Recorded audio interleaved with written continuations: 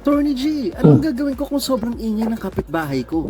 Kung mahilig kayo magsigawan, magkantahan, o kaya namang kargado mga tambucho ninyo, ang video na to ay para sa inyo. Unang-una, maliwanag sa ating civil code na ang noise pollution ay isang public nuisance. Kaya pwede mo siyang patigilin, ireklamo, o kaya naman pagbayarin ng danyos kung kinakailangan. Pangalawa, dahil sa Clean Air Act, meron ng itinatag na noise standards ang DNR at dapat ipatupad ito ng lokal na pamahalaan, rural man or urban areas yan.